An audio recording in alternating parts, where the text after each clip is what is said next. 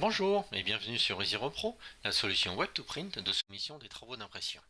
Nous allons voir dans ce tuto la présentation des filtres de sélection associés à une gestion intelligente de la présentation des produits.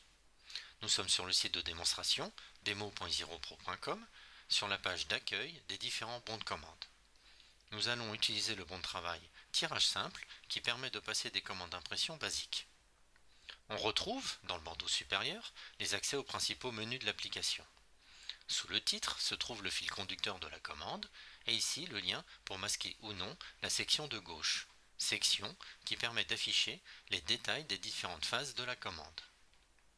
Ici, dans la partie haute, les anciens filtres de sélection, et dans la partie principale, ces mêmes filtres en images. Il suffit de cliquer sur les différents éléments pour sélectionner son travail. Par exemple, couleur, portrait, recto, A4 et la finition de perforation. Le produit correspondant s'affiche. On peut modifier le tirage en recto verso et on obtient alors le produit suivant. On va réinitialiser notre demande pour voir maintenant l'analyse des propriétés du document et l'activation intelligente des filtres. On attache un fichier simplement par glisser-déposer dans la zone. L'application fait une analyse du document, ici un document de 7 pages en couleur, dont une page en noir, au format A4 portrait.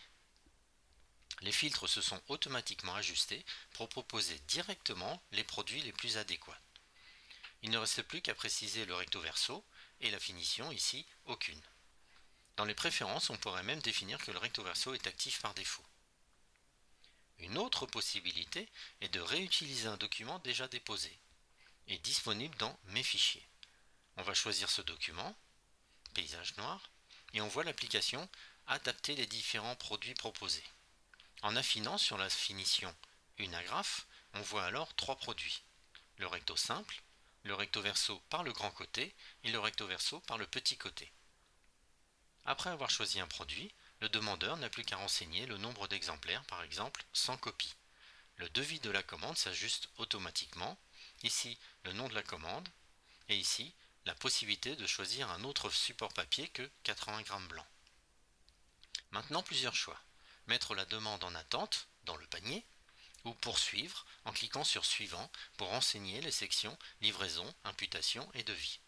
Ces informations étant déjà correctement pré-renseignées, le demandeur peut aussi, dès à présent, cliquer sur terminer pour finaliser sa commande.